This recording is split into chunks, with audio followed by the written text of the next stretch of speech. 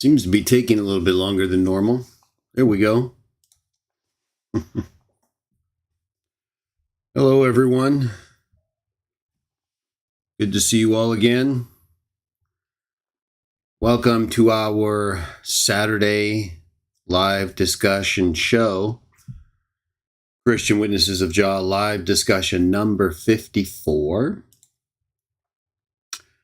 This particular show is part of an ongoing series, part 3, Sola, Veritas, Truth Alone, in Christian Apostolic Succession. So, since part 1 in this series, we've been talking about the New Testament basis for our beliefs and authority to teach Christian beliefs as true. I defined the major faiths, Catholic, Protestant, Eastern Orthodox, approach to determining biblical truth in part 1. I also introduced our approach to doing the same in part 1 and in part 2. Further discussed it, illustrated it by means of a textual issue in the New Testament. We will be considering another textual issue today to help us understand how to use Sola Veritas, truth alone, to identify what we should believe, right? Rather than assume things that we can't prove, even if we might believe them for some personal reason, as many do. If we can't convince others who don't believe what we do, based on the best the best available objective facts, well, we're probably not going to do very well. And I think ultimately the way we do determine truth, all Christians, other than the different ways I discussed in part 1, is we do just that in most of our lives and even our religious, but certainly outside of our religious beliefs, we're using Sola Veritas, right? We're looking for the best available evidence to make our decisions so that we can succeed in whatever it is we're doing. Now, again, in many people's case, they may be still assuming lots of things with regard to non-religious, choices. But when it comes to our religious choices or non-religious choices, we believe it should all be the same. Now, we do hold religious texts, like in the Bible, on a different level, of course, than other histories that can be evaluated and identified as credible or not credible, that are not religious in nature, but from ancient times as well. Okay, well, but if we're dealing with historicity and documents that we believe are credible and that are supported by outside evidence, like archaeology, third-party testimony, witnesses from other persons, nations, solar, lunar, and other events that would also be consistent with the type of document or issue we're discussing from history. Okay, well, if we're at a point where we're looking at all that and it's coming back that it looks good and it's about a religious issue, say the flood, why would we just dismiss it as true because it's a religious belief based on the best available reasons? See, that's where a lot of people who aren't religious in nature fail. They're not consistent. If they're using objective evidence in ways that lead to conclusions they can't 100% validate or absolutely say are for certainty, and most of us don't act that way or believe we even have to do that, like I talked about in the earlier parts. Well, then why isn't that same standard applied then to religious texts, right? And if it comes back that those religious texts and histories are supported by the evidence, why aren't you believing them, right? Maybe they're not 100%, maybe we can't verify we weren't there, but we have all this evidence of, say, again, the flood, sunken cities everywhere, dates out of alignment everywhere, civilizations that look like they were here but don't make any sense in the timeline because of the destruction that occurred earthwide. The verifiable scientific facts in the flood story, including the height of the water, right? From water that was underneath the earth, the springs of the deep earth broke open. There's just a lot in these accounts, and that is supported by non-biblical stories and testimony, and again, verifiable locations that are underwater, deep water, but clearly weren't built there. And so something happened. But yet we don't have, as much as they keep trying to play with the timeline, right?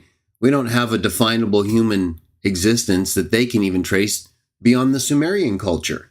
I consider that the birth of human civilization. And then before that, prehistoric times and stuff, right?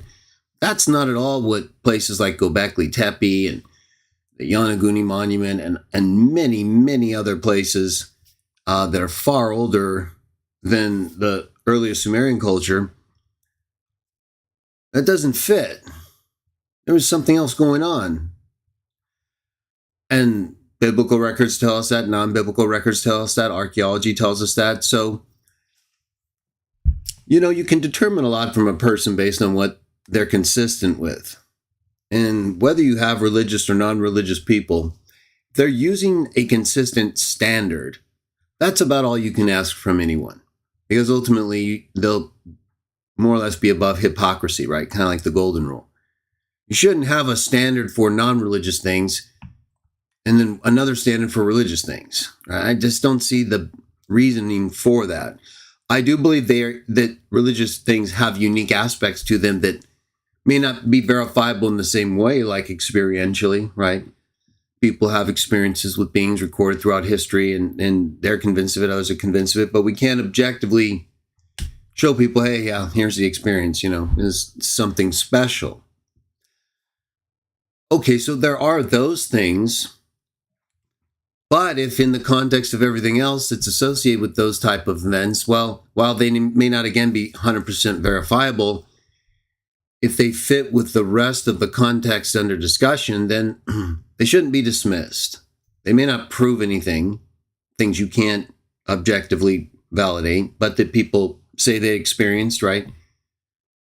But like with any other thing that we can't objectively verify in that way, right? Someone had maybe an encounter with a person, maybe they were kidnapped. We hear stories of alien abductions, right? Some seem kind of unbelievable, but we weren't there, right? Some of these accounts, people telling us things, they're either really good liars, or something happened to them. And it was either what they thought it was or something different. They got it wrong. There are those things. Can't verify those miracles and stuff, right? Things that, raising the dead, unless you're in a group with people like that and you have enough faith and you're not just arguing all the time, but you're actually doing what you're supposed to see those things. Well, you can't usually verify those things, but they're in the text that we consider as historical, right? So if we believe we have documents, texts, credible versions of witness accounts, such as the New Testament, third-party evidence, right? Corroborating witnesses from the first century and onward, to talk about Christians, Jesus, and then we see other things thereafter, plus other things like archaeology, as I mentioned, verifying people. I talked about in part 1, Pontius Pilate, others, many others. We see it all the time. Okay, well, that doesn't necessarily, that might validate the structure of the New Testament, right? The story, the places, the people, even the teachings. It still wouldn't give us the verification of the miracle, right? So we can't expect, as Christian Witnesses of Jah, people who, in large part, right, it's not like we are required to believe in Sola Veritas. I came up with that to represent what I believe, and what I believe most Christian Witnesses of Jah believe, and that is that we want truth alone, right? We read texts in parts 1 and 2, and we'll read them again in a little bit. Be about 2 hours or less tonight, not a super long show, so hang with me. But I got a really good text for you all related to things involving the Trinity, Alpha and the Omega, King James Version. You don't want to miss this. It's going to serve as our next text example. And it's going to push us along this road of how does Sola Veritas help us to determine what to believe, what's accurate, reliable. right? So we believe, as I said, we don't know most of anything, I think. I don't think I have to. I might think I know some things and speak of them as if I know because I have such high confidence and I believe nothing else is really likely or possible. Still doesn't mean I know 100% though, right? Like I talked about in part 1. We don't know we're going to go out and we're going to come back alive when we go to the grocery store that's 2 miles away. Right? We get ready. We got our list. We're all set. Tell everyone at home we'll be back in an hour. Going to go get some groceries. Not a thought occurs to you. You're not going to make it back. And yet, we all know that can happen. And happens many times every day. It's just very unlikely, isn't it? Especially if you're careful, everyone around you is careful. You still can't prevent it yourself entirely, no matter how careful you are. But definitely can mitigate against the accident happening or something happening where you're not going to make it back. You don't know that. You're still taking your life in your own hands every time you go out. We all do. Because we don't believe anything's going to happen to us, right? Not unless you're really, hyper anxious and you just worry no matter what you do. But most of us operate as if we know, even though we don't. And that's enough, right? Oh yeah, it is. I guarantee you, when you think it through in every other scenario in your life that I just, like the one I gave you, you'll see it's pretty much the same. Okay, so that's the standard we use. We're not reckless, right? We're not just blindly throwing our faith behind something that doesn't have, in our view, the best available reasons for our faith, right? So how does that relate to Sola Veritas in the text example? Well, in part 2, I gave you a text example that showed a clear contradiction, right? It's not like a huge thing. It's 2 texts in the 4 gospel accounts, Matthew and Luke, in an account, same account, where Jesus tells them not to bring a staff. And then account in Mark where it says, only bring a staff. Right? So this isn't something like super huge or even big at all in terms of Jesus actually being who these texts say he is. Right? The pre-Christian evidence from other records and texts from all other people well before he was even born that speak about things in ways that are recorded about having occurred in him through other people, like these accounts. But they got these small little, contradictions sometimes. And it causes a problem for people who believe in inerrancy. Right? The text has to be right. It's incorruptible. 100%.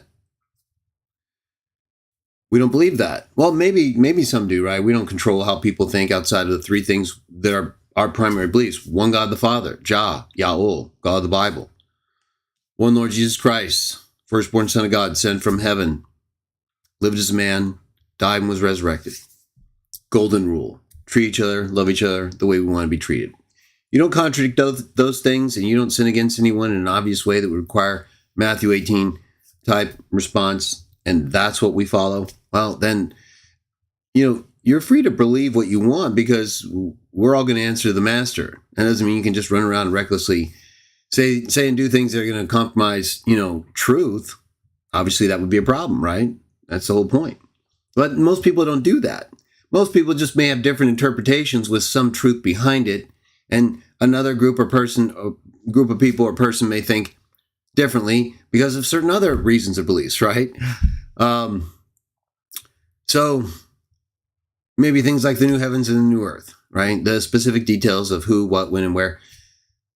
That's not really necessary. It's a future event. We do have details and teachings, and we talk about it. I have my opinions and beliefs, right? So if someone, a Christian Witness of Jah, comes to me and starts asking me questions about my belief about the new heavens, but he or she doesn't believe what I do, and we start arguing, well, I still have my belief, right?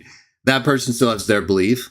But we're not supposed to argue over that kind of thing and compromise the 3 things or be so pathetic that we can't accept each other's view on something that we don't even know exactly yet till it happens and just move on, get back to the main things or live life in other ways.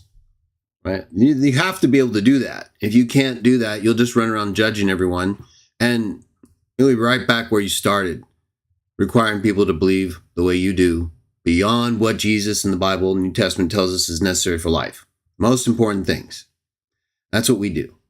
And you don't have to do it. You don't have to be a Christian witness of Jah. We don't go around thinking, well, we're the only religion you have to belong to, or you're gone, right? No, we just do the best we can around those three things, and we leave it to each other person, because we know it's already difficult enough with all these things.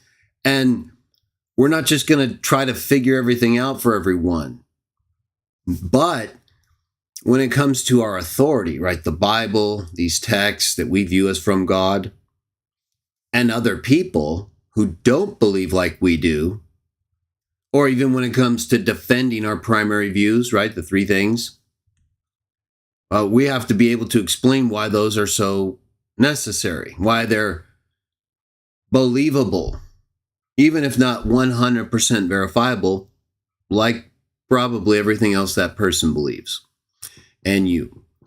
So we believe Sola Veritas is essentially the best way to approach everything, not just the Bible. It's just consistent with everything else, and doesn't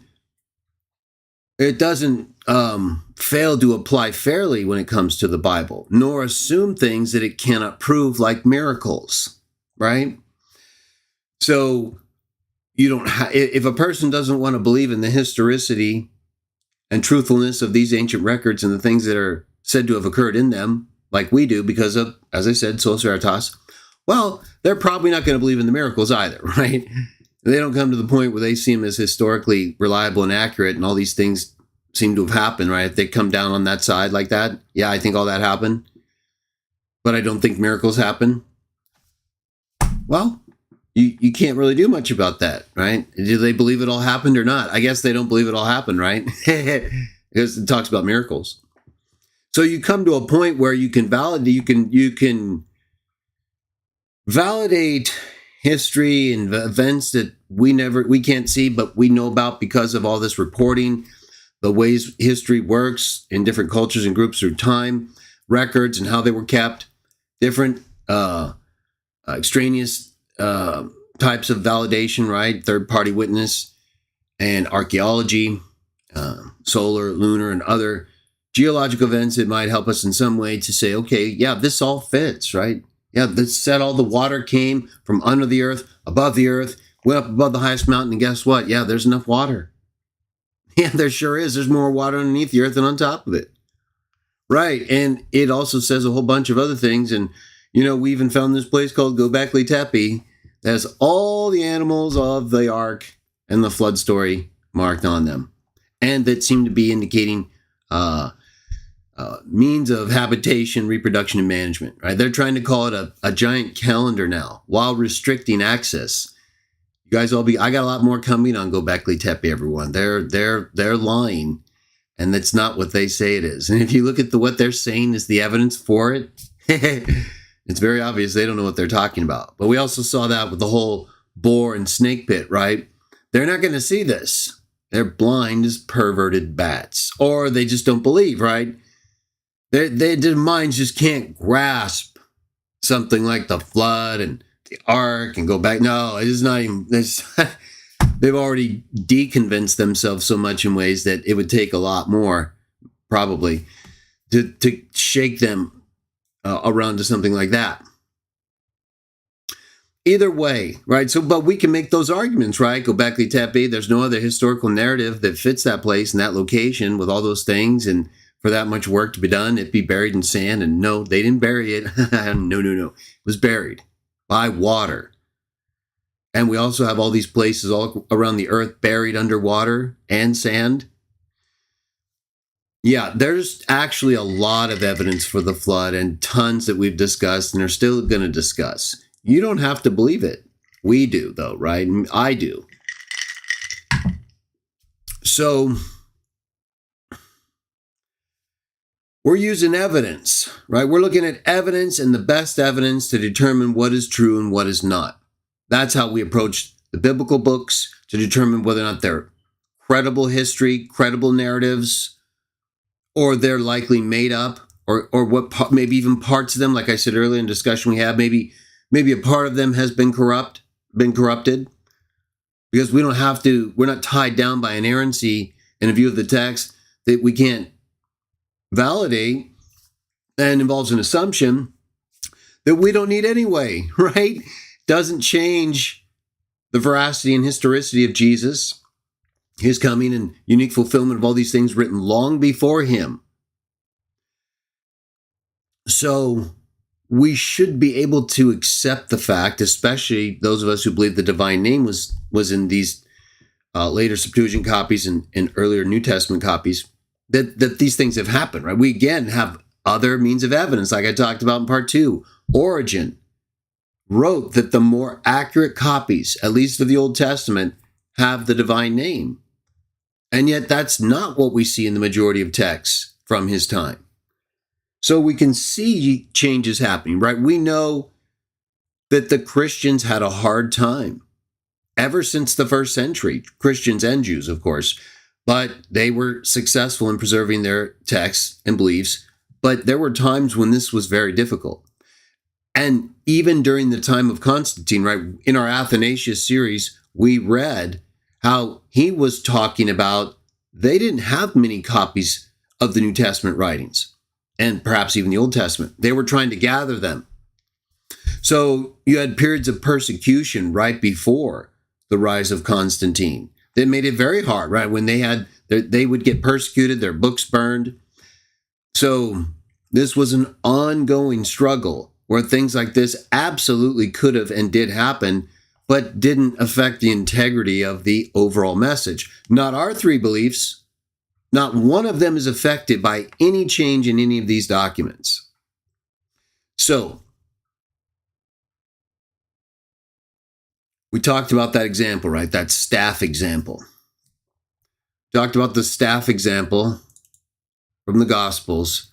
Not a huge, doctrinal thing, right? But we have to be honest, right? We got to be, I think, honest with ourselves and accept it's a contradiction.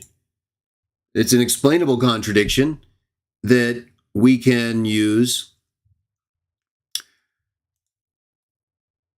to show that that we are able to identify error, and that we have other witnesses that corroborate the account in a way that doesn't ultimately bring it into question. It's just we cannot argue and maintain the position of inerrancy or infallibility or incorruptibility, because the reading in Mark is effectively the best reading we have. It doesn't agree with Matthew or Luke. So I and others believe Sola Veritas, using the best available reasons, not only gives you essentially the same Old and New Testament books from all the documents we have related to the people of God, the Jews and the Christians, that are commonly accepted as the Protestant canon, without excluding any other books that may still be accurate and or inspired that people can use.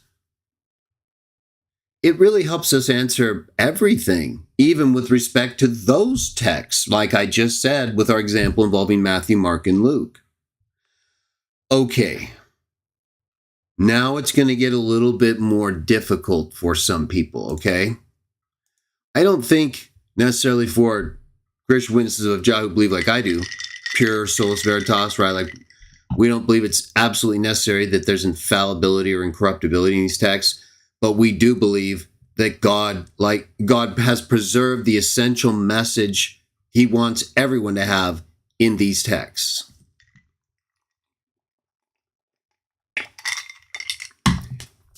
Just like we believe he did in the Old Testament.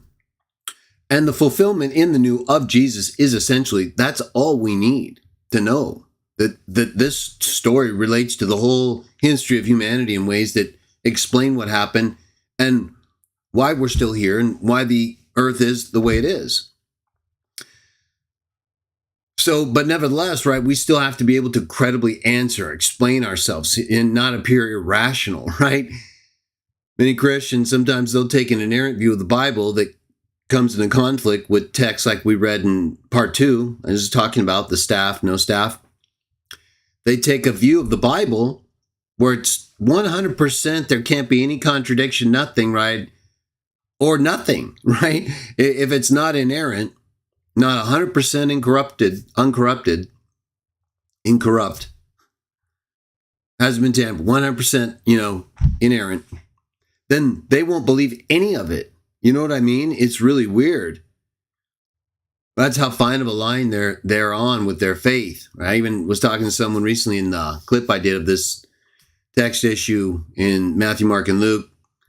And he made some good points in terms of, some people they just can't, they're not going to be able to come over all the way to Sola Veritas. It's just, as much as they're already likely using it, as I said, and that's how I would help them the most, right? I would use examples like I used. Well, if you're talking to an inerrant person, a person who believes the Bible has to be 100% without any error in it, it's going to be hard, but, use something like they're already doing. Well, you pretty sure you're going to come back when you get home from work today? No problem? Oh, yeah, no problem. Oh, well, people don't come back all the time. So isn't it possible there could be a problem? Well, yeah, but it's so unlikely. Exactly. So, we don't look for 100% exactness in terms of what we have faith in, even if it involves our lives. As long as it doesn't create a problem with the core issue, right? Or in the analogy case, we can drive. Stuff like that. Because if you don't, I understand how it's hard. We have to deal with all kinds of people. They have their faith in humans, faith in the Bible in an inappropriate way, faith in these churches, right? Faith in the dragon, right? And we're faced with we think is the truth. Right? So Trinitarians, we think they're following, a pagan emperor, a false teaching. But we see they kind of look like Christians, or they talk like Christians and use the Bible, right? So at least in my case, it's hard for me to, I don't want them to lose their belief in Jesus, but I don't want them to believe in the Trinity. So I try to gauge it based on the necessity. Right? How big is this? How important is this with this person? Same with Watchtower, right? A lot of people are really nice, genuine, read the Bible, try to help people.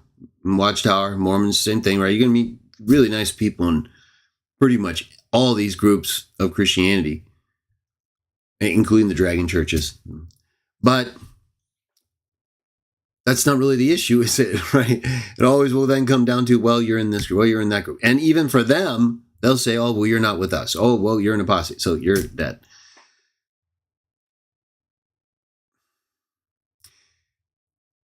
It's not going to be possible, in my opinion, everybody, to manage other people's faith, right? Yes, sensitivity. We don't want to damage them unnecessarily and create a conflict in their mind. If we can see, we know them better than other people and they can't resolve it, it's just too fragile. You'll have to decide. I do know, though, that keeping them from the truth in any way usually doesn't produce the best faith. It might cause them to lose it. That's true. But then again, what did they have? Faith in what? Something that wasn't true. I understand. Everyone has to choose how they're going to deal with other people and how they're going to choose. So let me bring up a text. We're going to look at a text that, let me bring up Bible Hub real quick, actually, first. Revelation 1:11. Alpha and Omega. Now, I did a video. Where are you guys here? Oh, yeah. Sorry about that. Did I? Oh, yeah. So, oh, yeah, there was one other. That's what I was looking for. I'm sorry. I'm just looking at a couple screens here. Apologize. Give me 1 second. Let me say hi to you guys real quick. We're going to look at this text issue, though, and this is going to up the ante for a lot of people, okay? So we have that contradiction we talked about. So it's Veritas, no problem. We can resolve it and actually use it as something that makes our faith even less susceptible to attack or accusation of assumption, right? Assuming our beliefs. we believe based on the best available evidence in everything. So we're consistent, and we can deal with things that don't line up with our standard and still come away with the accurate belief and view, even of that account in Matthew, Mark, and Luke. Now, some get a little more complicated, and yet they're even easier to answer. Okay, now, this is where things are going to get real for people. Right? Remember, what was I just talking about? I was talking about the conversation I had with the guy. We were talking about, not everyone can handle this whole Sola, Veritas, truth alone, best available reasons, not require inerrancy, that there's nothing that's a contradiction or a problem in the Bible, right? They can't handle that.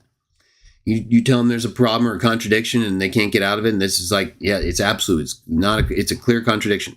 Oh, but we can still resolve best available evidence and Jesus standard 2 witnesses or more.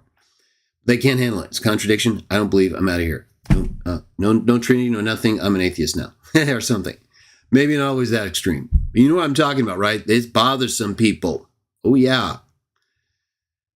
Yeah, that's why they overcommit to things, like I was saying, overcommit to groups like Watchtower or other things, right? It's not that there's nothing good there. There's a lot good there. That's why it's easier to overcommit.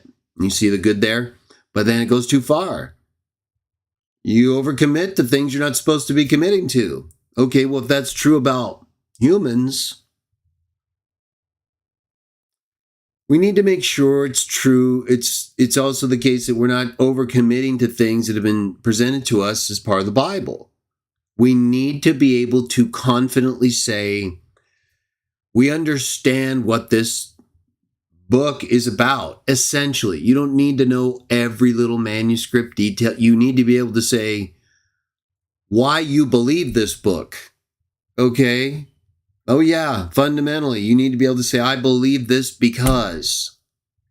And if your answer is because it's inspired, you're not going to be able to convince a lot of people. Maybe some who would think like you do and just assume what you haven't proven, which happens a lot. But in the end, it's going to keep you exposed to people who don't think that way. And it might cause you to lose your faith when if you just built it on the rock, right? Like Jesus said from the start, instead of on the sand, when the wind comes and the storm blows and the rain comes crashing down, your house will be standing on that rock and not come crashing down on the sand. So if you want to help people build their house on sand and hope that storm never comes, I understand. I suggest you tell them, this might be a little more uncomfortable for you, but if anything happens, you'll still have a house. So instead of building right there where you are on that sand, take a little time and move over onto those rocks and build your house.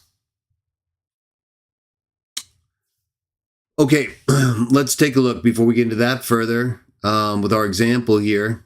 What was that? Oh, yeah. Let me bring you guys up to Revelation 1:11, right? Trinity stuff. Back again, but we're not going to get into the whole metaphysics or doctrine. Just text. But this is so important, everyone. You're going to see in just a moment why. You probably already know, but you just watch. I'm going to tell you why. Who's here? Okay, here we go. Jason, good to see you.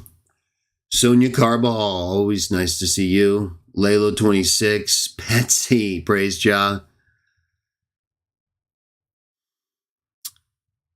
Vitality? Miro. Good to see you, Miro. Long time, as you say. Very nice. Purple Rain from Australia. Always good to see you. Always pumped up. We'll be looking for that pink moon. Excuse me. You guys look like you're doing pretty good. Erdink Yavuz from Germany. Good to see you.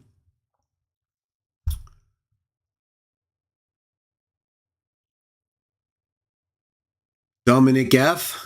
I'm a Trinitarian, but I love you and I pray for you. Greetings from Germany as well. Thank you very much. You're always welcome. As long as you don't interrupt with Trinity. When questions about Trinity, we got a text though. We got a text, Dominic, that pertains to the Trinity, as you know, King James Version. This is actually really important. Talked about before, but we're gonna talk about it more now. We'll do some more first and last Trinity stuff too later. Single cell organism, good to see you. Okay, so let me show you guys.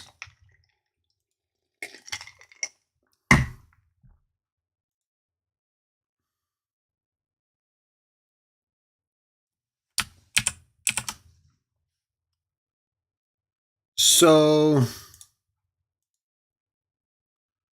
you go to my channel, as you know, if you just type the scripture you're looking for, sometimes it'll come up. You type some of the words from the scripture you're looking for, or the subject, type them right here, it'll come up. So if I put Alpha and Omega, I didn't type it right, but it came up anyway, right? So these are my oldest videos on it. There's like a 4-part series, those 4. And then I combined all 4 of those A&O videos into this one right here. All that if you want more, right? If you want more, I discuss every single first and last, beginning and end, Alpha and Omega text from Revelation in this video. I also discuss the occurrences of first and last, which isn't really what it says, but how most people think of it, and it's translated first and last from Isaiah, which is also used to kind of help make this argument for Trinitarians. Okay, so that video right here in the middle, who is the Alpha and the Omega, first and last, beginning, that will give you my view of every single text, including Revelation 1:11. Okay, but now we're going to kind of take a closer look at 1:11 right now, okay? I want to at least show you guys. I don't think I put that link below. I will. But I wanted to show you at least how you could find more information, since we're not going to get into like every Alpha and Omega text. This is just Revelation 1:11, okay? You're going to see why this is so important, why it relates to Sola Veritas, and why so many people believe Jesus is the Alpha and the Omega. I believe it. A large part, the biggest part of why people believe that, the biggest part is Revelation 1:11. Oh yeah, because let me bring you guys up here, back to the Bible Hub. We go there, look at what we see. Make it a little bigger. Oh, it's in that. Let's go to multi, so I can show you guys the difference, right? And I discussed this in that video I just showed you, but we're going to focus in on this, okay? This relates directly to Sola Veritas, how you, I believe, should approach issues like this when it comes to texts related to the Bible or anything else, but we're talking about the Bible, and deal with people who have problems with inerrancy or infallibility, or use the King James, right? They think, King James only, and it's the only incorrupt version of the Bible based on the Textus Receptus, right? Which is essentially Erasmus, 12th century text, right? Byzantine text type that was later edited by Stephanus and then presented in a final form by another party, Beze. So, but when it was presented in its final form and used thereafter, right, it's become the basis, the King James, and considered the received text, right?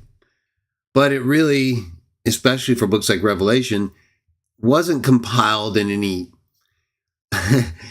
any way that would represent what we're talking about, using the best available evidence. Now, maybe for those who had it, but again, it isn't, right? Even if, for example, the editors of the Textus Receptus thought it was the uncorrupt version of the New Testament,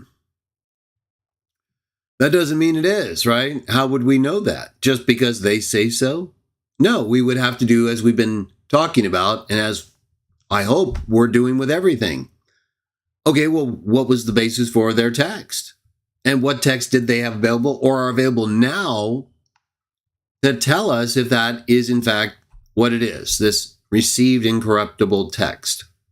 That no matter what's in it, basically, that's what we use.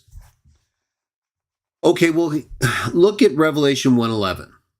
There's the New International Version, right? Right on, it says, it kind of continues from verse 10. It's Jesus talking. You just can't tell that yet, but it eventually is revealed to be him. Verse 10, on the Lord's day I was in the Spirit. I heard behind me a loud voice like a trumpet, which said, write on a scroll what you see and send it to the 7 churches, to Ephesus, Smyrna, Pergamum, Thyatira, Sardis, Philadelphia, Laodicea. Right? So no big deal, right? And it just goes on from there. I turned around to see the voice that was speaking to me. Then it goes on to identify Jesus, like we all read when it comes to describing him, right? He describes himself, or he's described by John. So what's the big deal, right? Let's look at another translation. New American Standard, basically the same thing, right? Continuation from verse 10, voice like a trumpet, saying, write in a book what you see and send to the 7 churches. That's just doesn't seem like anything big at all, right? Oh, but look right below that. Look at the King James right below New American Standard. Let me, in fact, see if I can make this a little bit better here. Okay, that's basically the main part, right? So look at that. You see the difference now? Right. The King James has this. That's not in the NIV or the New American Standard or the New World Translation or any Bible that's not based on the Textus Receptus. That's a pretty big difference, wouldn't you say? I mean, the reason this is so important, there's a couple reasons, but if this reading is true, the King James reading I'm highlighting for you right here, if that's the correct reading, then there's no question Jesus is speaking directly as the Alpha and the Omega. Now, that's still not a problem for me or anybody I know who believes like I do, because we believe Jesus does the very thing that these other angels in Revelation and all throughout the Old Testament do. They speak directly as God. Now, but this would be just a lot more obvious and direct in a way that would make it harder for a Trinitarian to, right? They would have to be, and I think they could be. I mean, if you look at our whole series on the angels of Jah in the Old Testament, right? You look at how the book of Acts views these angels. You look at how Jesus and his angels in Revelation are acting after he gets a revelation from God, his God, whose name is different from his, as he says in Revelation 3:12, in terms of what is written, the name that is written, right? So I don't have a problem at all, right? He's on God's throne with all authority. To me, Jesus is literally God to everybody as the Father. In other words, well, he's still Jesus. I'm not saying that. But there's no difference in terms of the authority, right? What he's doing. He's doing exactly, the Father has given everything to him. So we still pray to God in his name. He told us to do that. But he's right there. You understand? So he is literally speaking as God to us. Well, just like they are all throughout the Bible, right? They don't speak as themselves. That's the whole point of what I just got through, destroying Sam over and everything we keep telling these guys. That's the reason why it's okay for them to be called gods. That's the only reason it's okay for the sons of God to be gods like Jesus teaches without breaking scripture, John 10. And that's the only reason why it's okay for him to be the only begotten God who reveals the Father. Because they're not acting as themselves ever when they do that. It doesn't mean that like the angel who is doing just that. If you watch the video, I just referenced that video on my site, Revelation 22. I have other videos on it. We'll talk about more. That very angel that John tries to worship and that the angel says, don't do that. Right before that and right after that is speaking as either God or Jesus in the first person. Okay? And so that's why you also at times have accounts in the Old Testament where the angel's speaking directly as God, or when like Manoah asked the angel of Yahweh his name, he says, why are you asking about that? It's too special, right? Unlike Yahweh, who reveals his name all over the place, this angel won't do it out of regard for Yahweh. But it's speaking on its own when it tells him he's not going to do that, like the angel in Revelation 22. So they're still individual sons of God, right? But that's not when they talk like that, when they're just being themselves, they're not compromising anything. Yahweh isn't expecting them not to be a normal person. He's expecting them to represent him exactly, entirely, and no one else when they are speaking his words, his will. And that's what they do. No one more than Jesus. Okay, so ultimately, to me, this is not a problem. But it would just make it harder to convince, right? And Trinitarians who don't understand, like Trinitarians are not taught theologically what we are, right? Like what we teach and read in the Old Testament about these angels and how we see in the book of Acts how they interpreted accounts where it doesn't say anything about angels, like Exodus 19.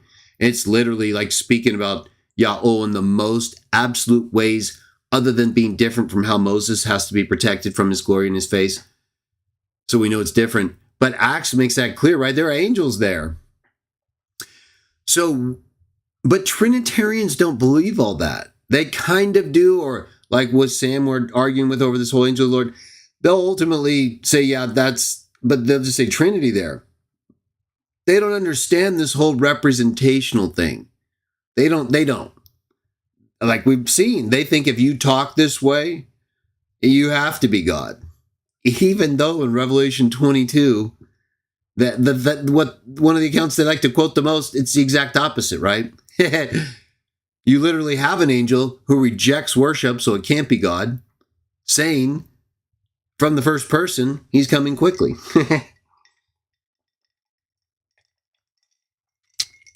So I guess that must be Jesus then, right? Maybe we're looking at that account wrong. Maybe that's it, Trinitarians. Maybe the angel who's talking from the first person, I'm coming quickly, before John tries to worship him and he says, no, don't do that. I guess that's Jesus. Who else will be coming quickly and tell him not to worship him? Oh, an angel, one of the sons of God who's speaking for Jesus and God. Exactly. So this is the model we have throughout all the Bible. Not one place, every place. John 20:20, everywhere. What did he tell you in John 20:17? Who is our God? Who is our Father? His God and his Father. I mean, that's your answer right there. You don't need to try to figure out all this complex representationalism and angels. It is important and eventually, yeah, but to figure out what the Bible explicitly and clearly teaches? No, not even close, right? Is Jesus clear? Yeah, they think John 20:28 is clear, but somehow they can't figure out John 20:17, right? It's so baffling. And yet we look at them both and think, oh, well, it's obvious. He just said our God is the Father. He just said his God is the Father. So he's the Father here to us, right? Just like in the Old Testament. Problem is, even people like you and me who believe that, it's something we had to learn almost on our own, right? Or through groups like Watchtower who have a non-Trinitarian view to help us along the way, because they don't teach that. Nobody, they're not thinking in these ways like we are. So for them, when in their Bibles, in the King James, and it's also in the New King James, right? Or King James 2000, down here. Right there. Right? So they're not changing this. So when they see this, though, everybody, didn't I just have that? No, I must let it go. When they see this, they're not thinking like you and I do, okay? Not even close. You know what they think? People that, almost everybody who uses the King James, except maybe some, obviously, who aren't Trinitarian. When Trinitarians who use the King James see this, to them it's like, how can you not believe in the Trinity? Are you, see what, and you can kind of understand, right? All their Bibles say this, everybody. Oh yeah. Every single one. The most popular Bible. If you do a search, I searched earlier before the show, King James is by far 55% the most widely used Bible in history. I couldn't get exact sales figures. I was trying to narrow it down a little bit, but I couldn't get all that data in time. So think of how long and how many people have been misled, as I'm going to show, by this text. And again, while I think ultimately it shouldn't have made any difference if you weren't already loyal to Constantinian paganism, the fact is, this kind of thing is huge doctrinally. It would be the most explicit statement by Jesus. He's the Alpha and the Omega. Okay? So it's a big deal. Even if, like me, you view it in the representational sense, it would have to be at least considered in that light. And so, but I don't do that. I don't see this as a legitimate reading. But I don't see it as a problem. What I do see as a problem, and it is a problem, for people who aren't interpreting it correctly, right? So it's not a problem for someone like me, because all the other Alpha and the Omega texts I interpret the same way. They do too, but this one here is, again, the most explicit, okay? So it reinforces this in their view, this Trinitarianism, this Alpha and the Omega identity.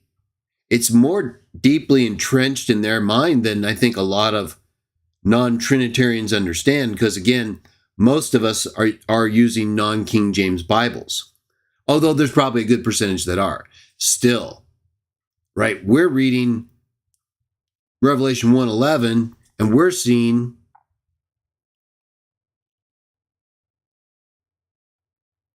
right here, there's no Alpha and the Omega, no first, no. See how much of a difference it is? It just goes from saying, right in the book, saying, I am the Alpha and the Omega, the first and the last, and what thou seest. So there's a big difference here that's doctrinally significant. And now let me show you the real key issue, okay? So it might be, so if this was a case where the manuscript authority, right? The actual textual authority and the historicity of the reading, what we can trace it to, different writers or texts. If it were something like in our first example from part 2, where the authority is basically the same among the different readings, well, then we would have to choose between basically equal authorities for each reading, right? Then it would be something where we use Sola Veritas to see if we can identify the better reading. We couldn't do that with our first example because they were all equal in their basic textual historicity, and credibility. That's why it was a legitimate contradiction, should be maintained, but we could explain it and how it happened without compromising any of the other accounts or parts of the book even, right? And just because that's a corruption that's been maintained in the accepted text, best authority for the Gospel of Mark, that doesn't mean that it necessarily was the original reading, because we can see what happened. We have the other 2 readings that tell us what happened, and we have a likely translation issue as well, plus several hundred years during which the Christians were persecuted in ways where they had a hard time maintaining their copies of the text. Okay, so then the Dragon Emperor comes along, Constantine. Then they start having all these councils, or at least the Council of Nicaea. They're gathering their copies of books, are being, whatever is available, brought to them. They start making new copies. Rome starts going through all these troubles again. It gets sacked. More lost copies. So, the history of the text hasn't been free from difficulty, but the ones who've been preserving it have, in large part, been people who have caused a lot of that difficulty, or been responsible for a good part of it. So, in this case, though, let me bring up what I was going to show you.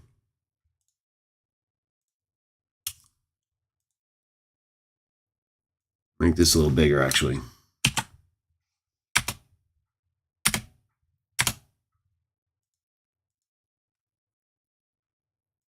I'm going to show you, bring you guys up here.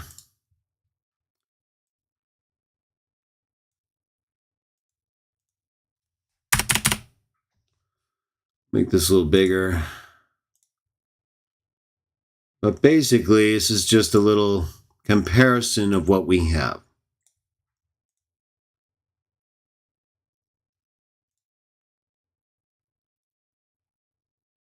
All right.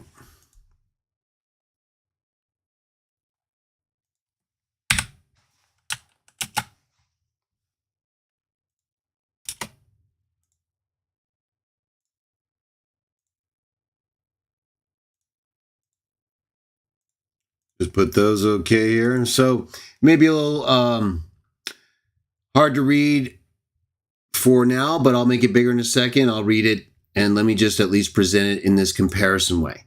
Right? So this is Revelation 1:11. Just like we saw in the Bible Hub. Remember, we looked at the New International Version. And then we looked at the New American Standard Version. That's right below me. So right below me, you have the Revelation 1:11 heading.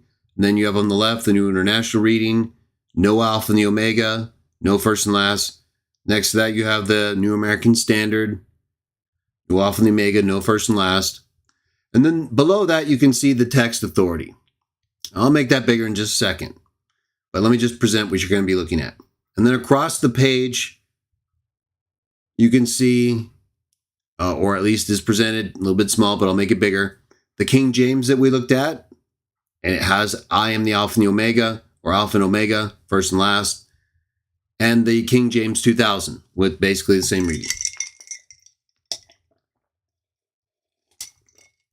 All right. So the most popular and widely used Bible, even today, has the reading on the right. The King James and King James 2000, I am Alpha and Omega, the first and the last. Let's take a closer look at these authorities.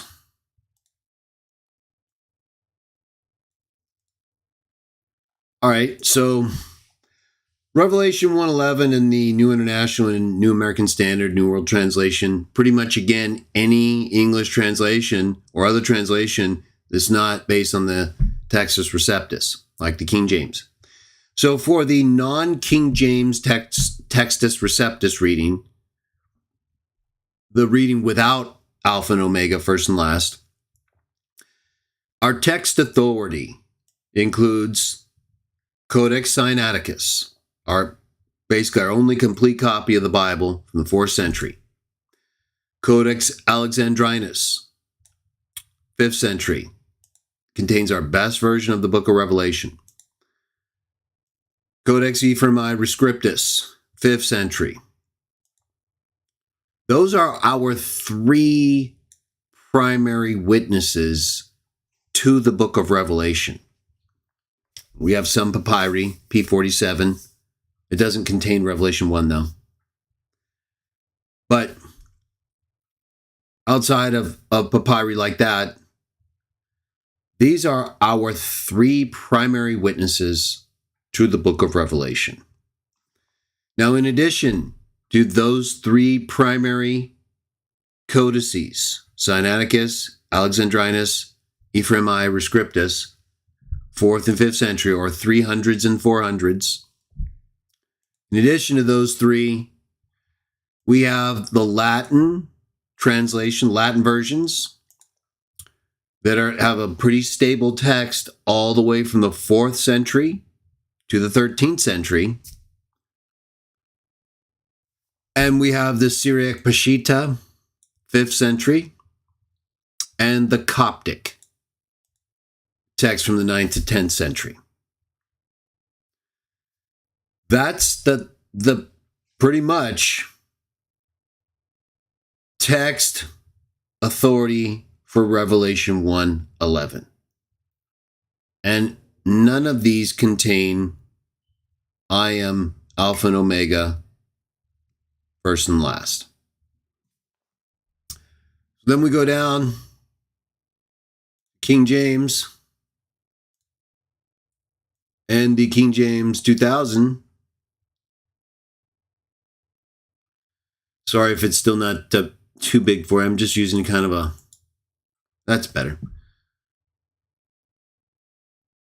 Right, so you can see once again, they both have I am Alpha and Omega, first and last. Text authority. Andreas of Caesarea's commentary on Revelation from the 6th century. And then there are some manuscripts based on this 6th century commentary on Revelation, the Greek commentary on Revelation, that also contain the reading.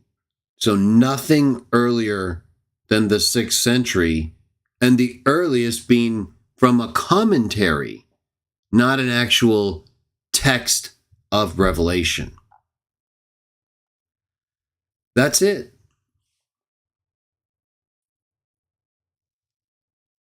That's all the authority for that reading, for that critical reading, that the most popular Bible in existence in English contains, and for hundreds of years has been confusing people, mostly because of the way it's taught and applied.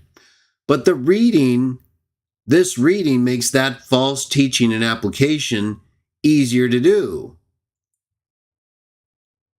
And without the proper understanding and explanation of how Jesus and the other sons of God represent and speak for and as God in the Old Testament and New, it's pretty easy to see why we have so many Trinitarians thinking they're right and we're crazy, right? And try to remember that. It doesn't excuse people like Sam and others, but just know that people like regular people, okay?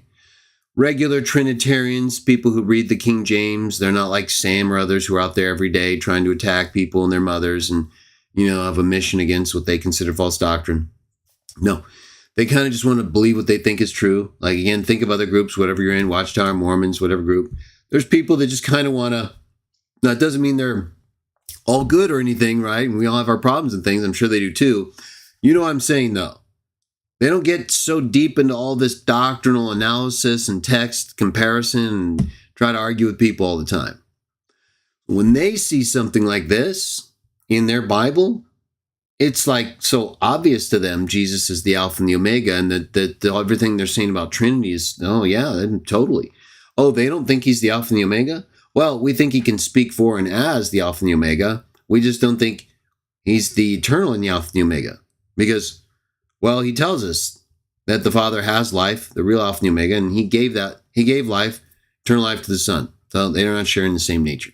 And that Father, he's the one who has the name that's written on us, that's different from his new name that the Father gave him. That's also written on us. So, yeah, no, it's different from what you're thinking about the Trinity. That's what you do. You explain it to them. And, if they're going to lose their faith because Revelation 1:11 in the King James is wrong, or based on such an inferior text authority in history, we're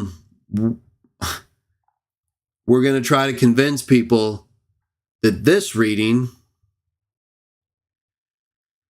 and these authorities, the oldest and primary authorities for the whole book of Revelation, and three other Latin version traditions, three other language version editions, including Latin. We're going to set all that aside, and we're going to go with a 6th century commentary on Revelation, that after which became the basis for later text readings. Yeah. That's why, when I put those, if you pulled out a copy of the Nestle Aland Greek text or United Bible Society's Greek text, and you look up the notes in Revelation to 1:11, there's nothing about this. Nothing. There's nothing in Amundsen's edition of Metzger's commentary. There's nothing in Metzger's textual commentary. Does not even anything, right? Because nobody believes this is the right reading. Nobody really believes that except people who think the King James is the only version we should use because it's part of an allegedly uncorrupted text that's based on later Byzantine manuscripts collated by Erasmus in the 12th century and edited by a couple other people.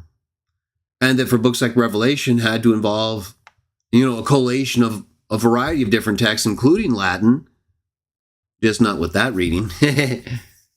So, there's a whole lot we could talk about with respect to the Textus Receptus and its comparison to some of these earlier texts. And as you know, we talked about even in part 2, we're not here to advocate for any of, or even all of these other authorities either as being perfect. That's the whole point of Solus Veritas.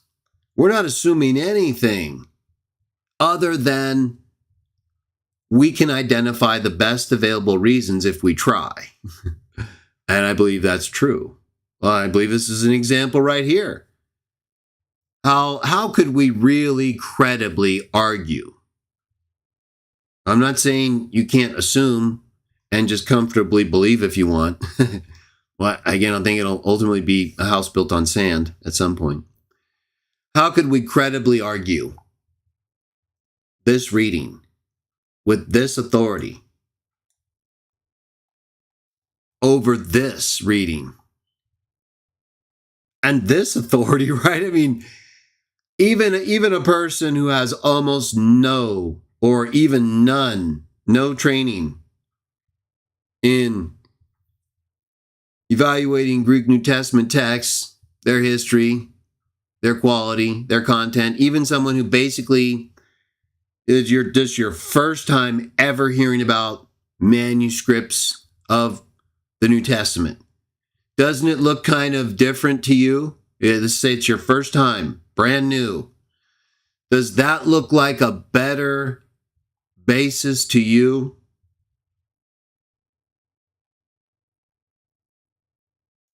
than that. I'm not saying it's impossible. This is again where Solus Veritas comes out on top.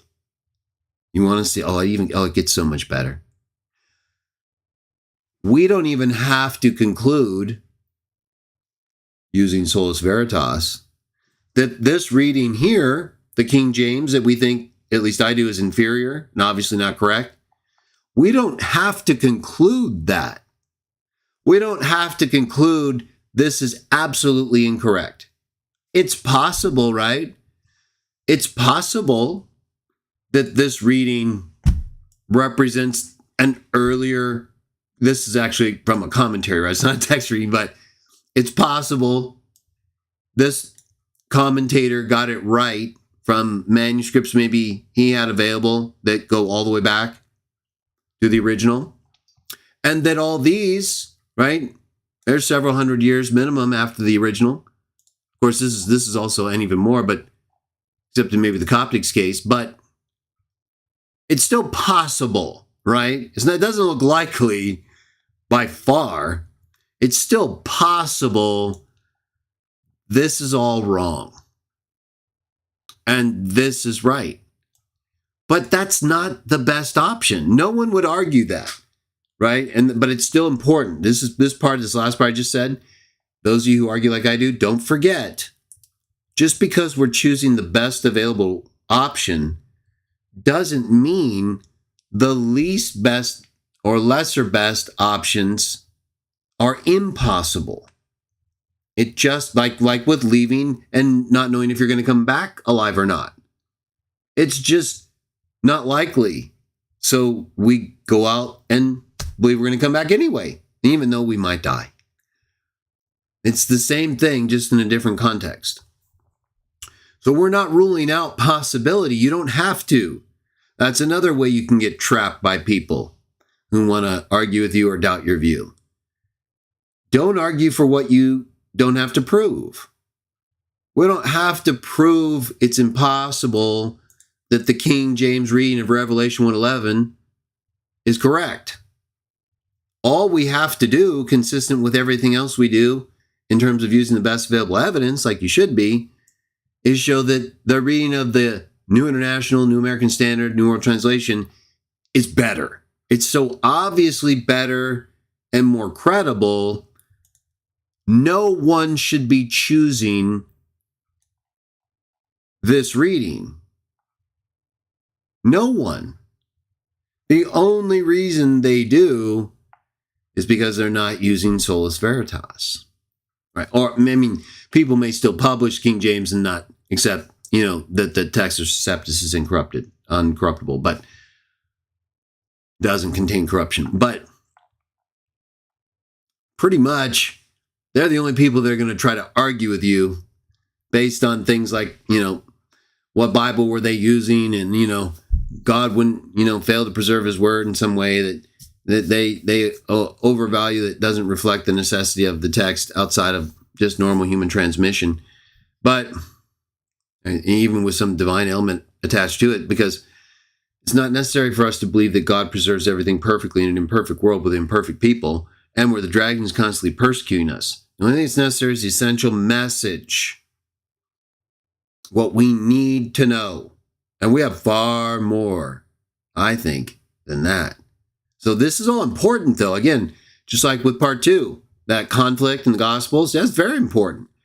Someone brings it up, we need to be able to tell them, well, we don't assume that the texts don't contain some errors. We already think that there were certain people during persecutions and after the Dragon Church took shape that they removed God's name, used things that weren't authorized to be used, like surrogates or abbreviations. No record of them being used in the New Testament, changed with the Old Testament that was quoted in the New, right after the first century, that show this convention. So more circumstantial, but then we have these other examples like staff, no staff. Well, we don't have the original. Mark was likely translated from Aramaic or Hebrew. And we have 2 other witnesses that agree and tell us what happened. But it's understandable because we can see in the Greek text, linguistically, how a mistake can be made like that. And we don't assume mistakes can't be made. They just can't compromise the essential message. If it does that, then we wouldn't know what to believe. And so how would we believe in God and the things that we hold as true? The 3 things. So we do, because those aren't compromised by any of these things. They're reinforced by it. No, all this really shows the extent to which these texts were preserved for us in ways that, even with some errors like this, they don't affect the message. We were able to resolve the issue with the staff or no staff using 2 or more witnesses, because we did have them, credibly and equally to Mark, but 2. So no problem. We're just not using the incorrect view of inerrancy to do that. Same with this right here. Well, if Jesus says he's the Alpha and the Omega, we already understand how that works. We have literally an angel saying the exact same thing in Revelation 22 and elsewhere in the book of Revelation, if not right here for Jesus, depending on at what point the angel starts speaking for him, right? Revelation 1:1. So we look at it all, though, if you look at that video I showed you. So it doesn't really affect our view. It's a big deal, though, for others, like Trinitarians. They see Revelation 1:11, King James, Jesus clearly talking Trinity. Yeah, Watchtower people, Christian Witnesses of Jah, you guys are crazy. You guys are heretics. Arians, yeah, go. We're going to 6 Sam on you, right? Because they see this. They see this and think Jesus has to be the Alpha and the Omega. The only way to understand that is Trinity, because no one ever taught us about the sons of God being gods who speak for and act as God without breaking the scripture. Oh, Jesus taught us that in John 10:30 through 36? Yeah, right. You just didn't listen, or you were listening to other people who weren't teaching you that. And unfortunately, that's something everyone will have to answer for individually. But when it comes to people who are trying to figure out what to believe and who aren't just listening to other people when it comes to that, or those things, we have to figure out how to decide what we're going to believe. And Sola Veritas, truth alone, tells us, well, we don't have to have absolute certainty in anything, really. We just have to have enough reasons to believe that aren't going to jeopardize whatever it is we're trying to do in regard to the subject, or what the belief is concerning, right? Like I said earlier, if the manuscript evidence was equal, well, it would be more difficult to decide whether the reading is Alpha and the Omega or not. Wouldn't change our view ultimately, though. It would just be more difficult to determine the reading. In the case of the accounts we reviewed in part 2 and from the Gospels, Mark, Matthew, and Luke, we were also able to determine what the correct reading was, even though there was a conflict. But we had to maintain the contradiction, which a lot of people who have an incorrect view of the Bible don't like to do. So we're not susceptible to that. We're going to try to be sensitive to people who are overcommitted to the Bible in this inerrant way, but we don't want them to build their faith on sand either and have their faith taken away later just because we were too scared to help them build correctly, thinking they would collapse during that process, right? Have a little more faith. I think people will realize they're already believing based on the best available reasons, and that's good enough for the Bible if you explain it the right way. And it's going to require some changes, though, right? And you do that to someone over something like the staff or no staff, that's a little bit easier to get them to say, okay, well, all right. You start telling people who read the King James that they've got to take out Alpha and the Omega, first and last, from Revelation 1:11. That's going to be a little more difficult to do, don't you think? Even if, like with the NIV and NASB right here, people who read these Bibles also still believe Jesus is the Alpha and the Omega, right? From early in Revelation, and although it does not even close to as explicit, or in Revelation 1:8, right? It's clearly related to 1:4, one who is, was, and is coming, differentiated from Jesus. So that's not even proof. I don't know why they think that is. But they get to other texts like Revelation 22, which they also misapply, like we talk about, and they still believe that's Jesus, right? Because of the whole I, Jesus, and they totally dismiss the whole I, John, that would make John the Alpha and the Omega. It's unbelievable how we have to correct them in all those ways, right? See that video. So they still believe that, even though their Bibles don't say, I'm the Alpha and the Omega, the first and the last in Revelation 1:11.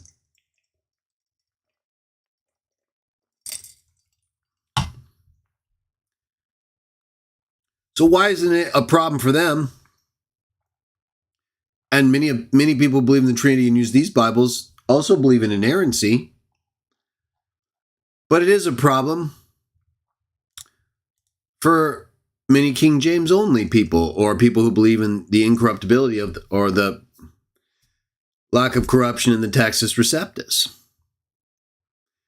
Because they're assuming something that's not necessary to assume for their belief. Like I just showed you. They can all still believe Jesus is the Alpha and the Omega. I accept that too. I don't think he's necessarily, again, I think it's the angel in large part. This would be like the most explicit instance of him. It's in the early chapters, right? While he's still talking to the congregations and to John and all that. So this would be the most explicit for sure. But again, the angel's speaking for him and God all throughout the book. So either way, the problem is they can't get past their assumption about the biblical text that doesn't stand up to historical evaluation, right? The credibility of the Textus Receptus in many ways, the history of the text and what it's based on. And for example, in instances like right here, we literally only have a 6th century commentary and manuscripts based on it for a reading that's in the most popular and widely used English Bible of all time, that makes people believe in the doctrine of the Trinity more than any other Alpha and the Omega text in the book of Revelation. And then we have this reading that doesn't have that at all, supported by all of this evidence.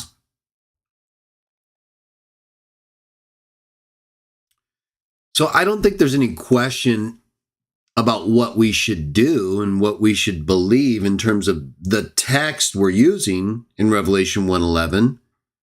I don't think there's any question this is the text based on the best available evidence. It's obvious, right?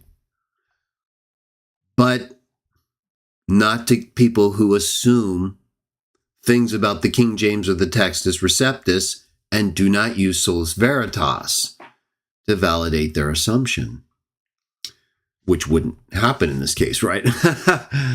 So this is very important. I wanted to make sure you all understood this, right? That we took a closer look at this in terms of a text issue that's far more doctrinally important or significant than the staff or no staff example we gave, although that's still very important. Clear contradiction, no question on the manuscript authority, still resolvable based on the text witnesses of equal authority and the explanation we can provide to show that there's a rational explanation for why this reading occurred and how it ultimately doesn't change anything. So in the same way, though, but different, here, right, most Bibles maintain that contradiction because the text effectively require it, but they don't require it here, right? The text actually would require, the text authority would require this, but something else is requiring this, right? An assumption that no one who believes in the King James, apart from the best available evidence for its readings, or the Textus Receptus, no, they're not going to be able to explain this to people who don't share their assumption. And even people who share their assumption, as I said earlier, effectively, they're all built in part, at least, right? Hopefully not everything, but part of what they're believing is built on sand. And ultimately everything as it concerns the Bible in inerrancy. But, it doesn't mean they're not still a believer or God's not approving them or Jesus won't accept them, right? The problem is we want to present the best message, right? We're here to present the truth to people.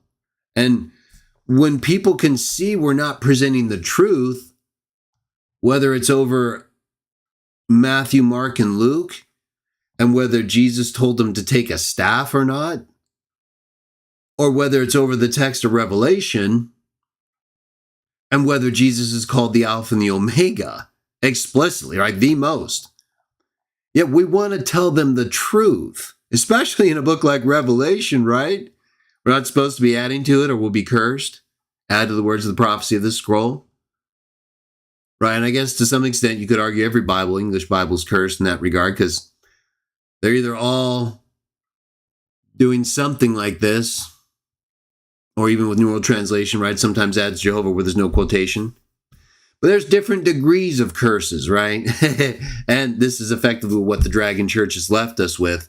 But even with all of these texts that have limitations, they're still far better than most, if not all, other sources from the same time, and provides with sufficient variations from location and language that allow us to identify effectively the best available reading without much question at all, just like we see right here. It's just in this case, right? We would normally use all this and say, oh, okay, well, that's how we know this reading's correct. The only problem is the reading that's so obviously incorrect or based on what is clearly not the best available evidence by far is in the most popular and widely used Bible. Doesn't that seem like a problem to you? Of course it is, right? It's similar to the problem we have with the divine name, only it's more textually relevant because it's resolvable with the text we have from within the source material and without having to go outside of it and look at quoted material. So this is fascinating to me how, in spite of the fact that the authorities for these texts are so clearly in favor of one reading, and yet the Bible most people are using by far has what no one would believe is the best reading from the evidence. Even the King James Textus Receptus people would probably say, well, it's just they think their text is more reliable. They wouldn't probably say it's more credible given the variety of supporting evidence, right? So it's important to keep that in mind. I think if you're more aware of this, it will help you deal. You should ask people right away what Bible they're using, because they're using the King James. You know right away you got 1 John 5:7, right? You've got Revelation 1:11 and other texts where the text of the King James is going to present problems to you. You should identify all those right away. Once you're talking with someone extendedly using a King James version of the Bible, just remind yourself of all the differences so you don't get caught off guard. And then be prepared to talk to them about these. Use them to your advantage. Okay, you know they got Revelation 1:11 in there. They got the King James. You know for a fact you can have them open up right to Revelation 1:11 and then compare, maybe show them a New International or a New American Standard and show them the difference, right? Pull up the Bible Hub. Say, well, why is that different? Right? And then maybe they're really hardcore. They just are King James only. They go, oh, yeah, well, God wouldn't be without a text. And all this. Well, the fact is that the Dragon Church did a lot of things that made it difficult to preserve a text in a way that doesn't contain any mistakes or that doesn't have variations in readings that we need to identify based on the best available evidence. So it's not about saying that God's word is corrupted. The message that's essential to everyone and for life is very well maintained. But some of the details and associated teachings over the course of time have changed. We can identify almost all of them and then proceed forward with the best reading or evidence after that, just like we do with everything else.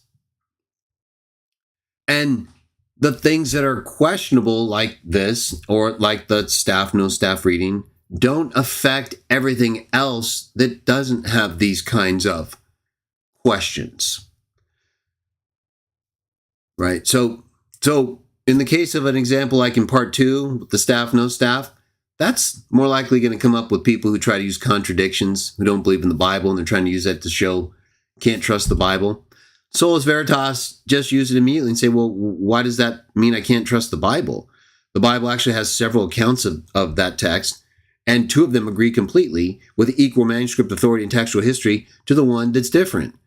So we have 2 that agree on something that the other one says isn't. And we can also see how this happened, and it doesn't change it ultimately anyway. Not significant, and the two others agree. So we can see certain other changes with things like the divine name when it's in quoted text that don't appear to contain the same type of convention used in later texts from the original. And we also have instances in later commentaries and manuscripts based on those commentaries that have additional readings in the most popular versions of the Bible, because certain periods of time during which Greek texts were made, like Erasmus texts in the 12th century, they just didn't have all of the available evidence. They had what they had. But it still contained the essential message about Jesus, faith in him, one God the Father, and the golden rule. None of that is affected. But we need to be prepared to talk about all the other things that are different along the way, that while they don't affect any of that, do affect how other people view those things, right? Revelation 1:11, Trinitarian reads that, go crazy, right? Oh yeah, Jesus right there, Alpha and Omega, what are you talking about? It's not an angel, it's Jesus right there. Well, Jesus and the angels represent God and Jesus all there. It's still going to be more difficult because they see him there explicitly identified. That's what they think they have in Revelation 22 as well, the whole I Jesus thing. They just misinterpret the whole account about the angel telling John not to worship him. So if it is Jesus, well, okay, there you go, right? And they don't identify how John uses I, John, right after the Alpha Omega speaks in Revelation 1 and 22, I believe, or certainly elsewhere. It's just it's a narrative convention. And so they're not consistent. They're hypocrisy, once again. But this reading in Revelation 1:11, right, this shouldn't even be here. We shouldn't even have to deal with this. And yet it's in the most popular and widely used Bible, and in a book that says if you add to it, you're cursed. Okay, well, maybe originally Erasmus and Stephanus and Beze and the editors of the Textus Receptus thought that this is what it said. Well, now we know, okay, there is no reason other than an assumption you cannot prove about the Textus Receptus and the King James. There's no reason to ignore all the evidence for this reading and maintain this reading that's confusing people, especially since you don't even need it to maintain your view overall. But even if you did, you're not supposed to be maintaining such an inferior reading when you know you have evidence that it's wrong. That's the whole point of Sola Veritas. We're here for the truth. We're not here just to prove ourselves right and ignore evidence that shows we could be wrong. We have to deal with everything and then look at the consequence, look at the result, and go from there. Let's look at a few texts that we're going to read from the New Testament, specifically from John the Apostle, to help further establish our lineage to the first century Christians, the real Christians, and how they went about handing down truth from Jesus, God, Holy Spirit, and the apostles, and how it didn't involve anything with a transmission of their truths and teachings to others who then had authority to change it in any way. No, we have accounts, in fact, in the New Testament about Jesus saying that right there invalidates what you're supposed to do. When you change the law of Moses, he said to the scribes and Pharisees, like we read, you're contradicting it, you made it invalid. Why are you doing that? Why don't you just follow what it says? Exactly. We have the same problem today with a lot of these churches, right? A lot of these pagans dragging Christians. And some may be sincere. We're not saying that. We don't pass judgment. But we're not here to sanction error, okay? We're not here to promote what is obviously not true, like the King James reading of Revelation 1:11. All right, let me bring you guys up to the Bible Hub. We're going to take a look at a few texts from John's letters, right? 1 John. We're going to go 1 John. Actually, let me bring you guys up here. Let me see how you're doing. Who we got here?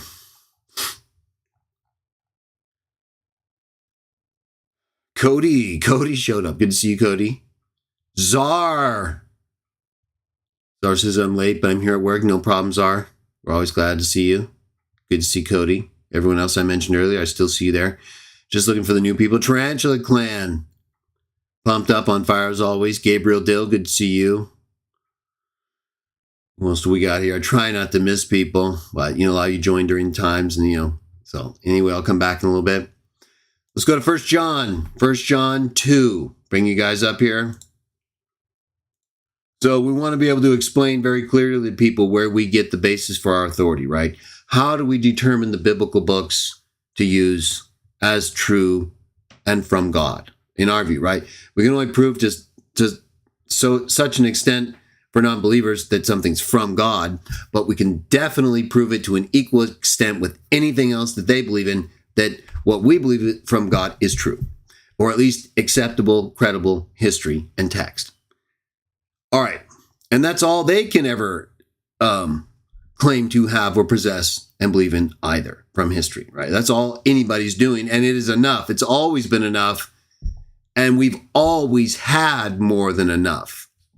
We just have certain problems that in the transmission of all these different documents that contain all of this information, we have so many copies and manuscripts and things that we need a standard to be able to use in order to say, okay, yeah, that's credible. That reflects the best available reasons, just like we would accept anything else in a similar way, so that we're not being hypocritical or unfairly applying our standard of knowing what is true, believing what is true. Best available reasons. Then no one can say you're using a different standard for the Bible or for religious things than anything else.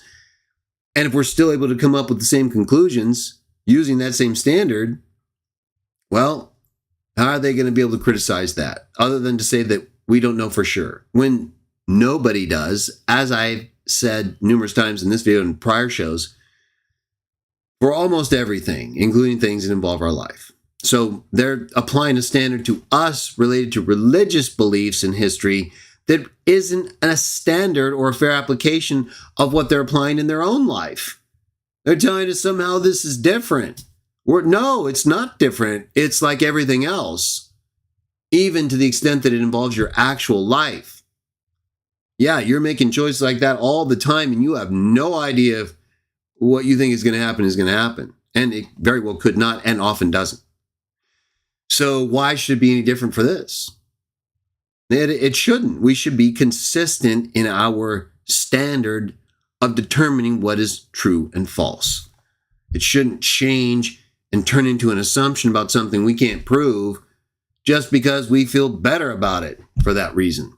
Well, that might be good for you, but now you're building on sand and you're probably not going to have a lot of people follow you or agree with you. You'll just feel better about yourself until the storm comes and you collapse. Same with other people, right? They don't want to, it's a little tricky, like I mentioned earlier. And you want to try to deal with people and rebuild their faith or build it on the right foundation. Well, let's just hope the storm doesn't cause a collapse then, because I guarantee you'll feel a lot worse then. Wish you had tried to explain to them why it's okay for things to not always be 100% inerrant and still believe in these things and be consistent with your standard for knowledge applied throughout life, right? And put you actually in the best position to be able to defend yourself reasonably and rationally in any situation with a believer and non. 1 John 2. Time is it? 7:50. So we only have about 20 minutes left. We're going to read several texts, partake, and we're done, everyone, okay? So thank you for joining me. We'll go through these texts again. Say hi to everyone. No, I'm going to take a week off. So no Thursday show and no Saturday show this coming week. But I should be back next Thursday. And a little bit of a chance I have a lot of work coming up. So depending on how busy I am and how long it takes me to get it all done and everything else I have to do. But it should be a week, no more than 2. And then I'll be back. We'll run it all the way through to December. And then I'll take my next break then. So we got a lot of good stuff coming up, though. Okay. We will return. When I do return, either not this next Thursday, but the Thursday after that, we'll come right back to part 3 total cremation of another 30 minutes of Psalms 8, 17, 24. Arianism destroyed John 5, 1, 19 through 30 video. So much more. Oh, when we get into the whole in the beginning, and when Sam tries to talk about that, that's good stuff too. But as you saw from Thursday's show, right, total destruction is imminent and already done, right? It's finished. But we have a lot more to go. Take it slow and nice, right? We'll season and slowly roast Sam, right? Metaphorically, figured.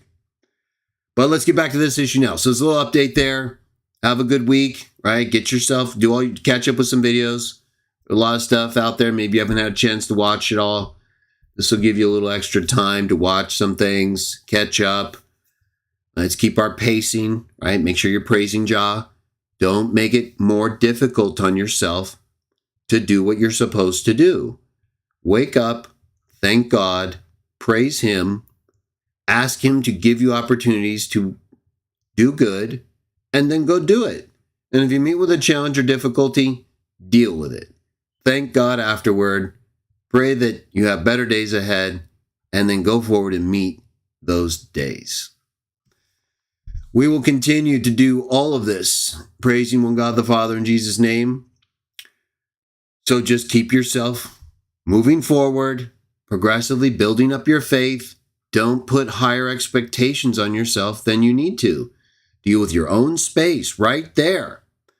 Everybody deals with their own immediate area and people to the extent that you can or have opportunity. Or just be a good person. Show people how they can live and have faith. Don't always have to openly preach and talk about doctrine. Sometimes the best way to convert people is by example. 1 John 2, 3 through 8. Let's just go. I'm going to bring up the straight up text, though. We don't need to get technical here. Although with NIV, we do take a chance. 1 John 2, 3 through 8. Okay, so we're looking at apostolic tradition here, right? Combined with our other videos in this series so far, we've been making it very clear that the approaches of Catholics, Eastern Orthodox, and even Protestants, right, with the whole inerrancy and at least many of them, and some of the difficulty they have with explaining how they go about determining the Bible in association with the history with the Catholic Church and all that. For us, that's not an issue. We just go straight with the text, just like we would with any other subject. And while we recognize groups like the Catholics and other Christians throughout time have done this before in ways that we ultimately have to still validate, that doesn't mean we owe them anything. In fact, if anything, they gave us too little, too late. Well, not too little, because we actually have more than enough than we need, but too little in terms of what they could have done, right? Especially claiming all this authority. And stating as they do that they provided us with so much, right? So we need to bring a little bit more balanced perspective to this whole we owe the Catholics the Bible, right? 3 through 8. Okay, 1 John 2. We know that we have come to know him if we keep his commands. Whoever says, I know him, but does not do what he commands is a liar. And the truth is not in that person. But if anyone obeys his word, love for God is truly made complete in them. Anyone obeys his word. Truth, right? His commands. So he's explicitly referring to commands in his word that they have at this time. We have come to know if we keep his commands. So they would have to have them. This would have to then involve the commands that Jesus gave them as recorded in the gospel accounts. These are John's letters. So we know they've come to know him if they keep his commands.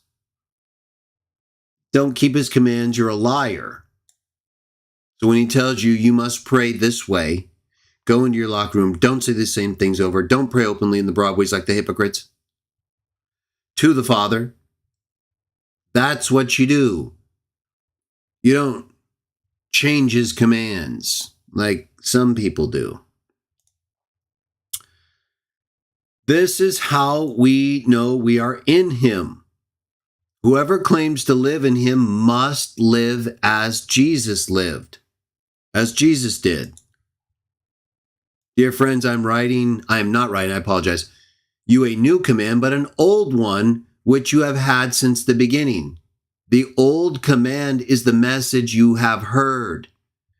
Yet I am writing you a new command. Its truth is seen in him and in you, because the darkness is passing and the true light is already shining. It's already here. They already have. This isn't a new command, it's an old one. The message they've already heard, and yet it's a new command they got in him because the true light is shining already. Darkness is passing away. Yeah, no, they understood everything here. They didn't need to wait for a pagan emperor. They didn't need to wait for a dragon church to come along and tie them down with all kinds of non-biblical and biblically contradicting things and beliefs. It looks like they had it all right here, didn't they? All the commands and truths from Jesus, the light, the true light already shining. Let's jump down to verses 19 through 21. A few verses here and we'll wrap it up, everyone. Thank you for joining me. They went out from us, but they did not really belong to us. For if they had belonged to us, they would have remained with us. But their going showed that none of them belonged to us. Verse 20, but you have an anointing from the Holy One, and all of you know the truth. I do not write to you because you do not know the truth, but because you do know the truth, and because no lie comes from the truth. This is probably I don't know how I would do it, but if I were to have a theme text for this series on Christian apostolic succession, Sola Veritas, that's what it would be right there. 1 John 2:21. Here we have an apostle, the beloved apostle, right? Probably, at least. I do not write you because you do not know the truth, but because you do know it. This is the big part here. And this would be the part I would make the theme text. No lie comes from the truth. You understand that right there? I'm gonna have to make a track from that or something, right? I'm gonna have to do something there. Maybe a day text. I've translated 1 John. So this is so for us, Solus Veritas, right? Like the Ephesian Christians, Revelation 2:2. Right? Right here. This is it right here, right? No lie comes from the truth. This would help you identify the problems with Watchtower, the problems with the cat, everybody, right? If they already knew it, like he says right here, and he's not writing them because they don't know it. No, they know it. All right, it's all done. How can we determine if anyone after them is teaching the same things and not contradicting them, not telling us something different and claiming to have the authority from them to do so? How can we deal with that?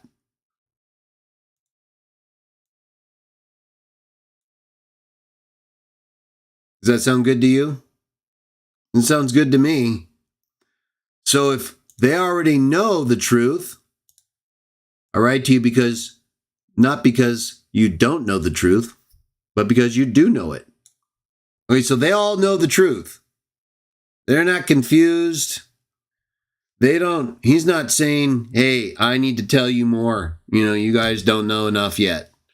Yeah, sometimes Paul writes to some who are babes, or Hebrews does and stuff like that. But clearly, other than the people who couldn't figure it out and who were perving out, and even Paul said, I know there's going to be perverts after I'm done, right? Even John said, we've got the Antichrist. Jude was like, hey, I want to talk to you like John was, because you guys already know the truth, but we've got some perverts, okay? So we're going to have to just break from that for now and deal with them. Otherwise, they're going to bring a pagan emperor in here and change the nature of God. Oh, yeah. You just wait. Look, everybody, if these groups, Catholics, Eastern Orthodox, and they want to tell us that they actually are consistent with the Bible, and they all claim to be, right? They all claim to be the ones carrying on the traditions and teachings of Jesus and the apostles. Okay. Well, then we're going to put you to the test, just like the Ephesian Christians did and were proved by Jesus as doing to those specifically and explicitly claiming to be apostles. Found them to be liars right there in the first century while the apostles were alive. Certainly this one. Yeah, we're going to use the truth. So when you start telling us something different than what's the truth to these apostles, like one God the Father, exactly, we'll know right away that's a lie. Oh, you want to try to tell us that Jesus was eternally given life? Yeah, we know right away, lie. Never says that. Everything it says is the opposite of that. Creates temporal distinction with the Father. Not sharing the same nature. No. Right there, everyone, no lie comes from the truth. That's effectively solus veritas, right? In a different way. We're using the best available reasons. In this case, we would use what? To define and identify what they claim is the truth they already know. Explicit statements, right? We're not going to use hard to understand things or imagery, right? Things that aren't meant to be interpreted literally. We'll use literal, specific, explicit, creedal statements like one God the Father, right? Those define for us what everybody can see without controversy. You know it. And no lie should come from that. I don't care what they claim. Doesn't matter how much beast authority they wield. It doesn't matter how many visions they lie about getting to kill a bunch of people with an image on their shield that represents what Jesus died on, maybe or maybe not, but still is violated in war by being used in that way. No, we're not going to compromise for anybody unless we just don't care about the truth. That's pretty much it. And unfortunately, there are a lot of people who have a hard time doing that, or they just are too weak. They don't care. They care more about these other things, but it bothers them when they realize that's what they're doing, and then they attack us unfairly. And then we have to respond to them and say, no, we actually are just believing what it says. You're just insecure because you know you're teaching lies and falsehood, and you're not able to use solus veritas. You have to assume things about your church, your group, the text. You can't prove or demonstrate, or they're in conflict with it. We don't have that problem.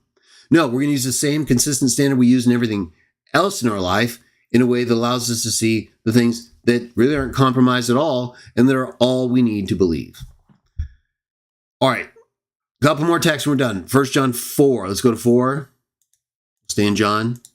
Consistent with, I believe, the same as Revelation 1:1 that we were reading earlier. Recorded by John. 1 John 4. Let's read 5 and 6. A couple more. We'll partake. We're done, everyone. They are from the world, and therefore speak from the viewpoint of the world, and the world listens to them.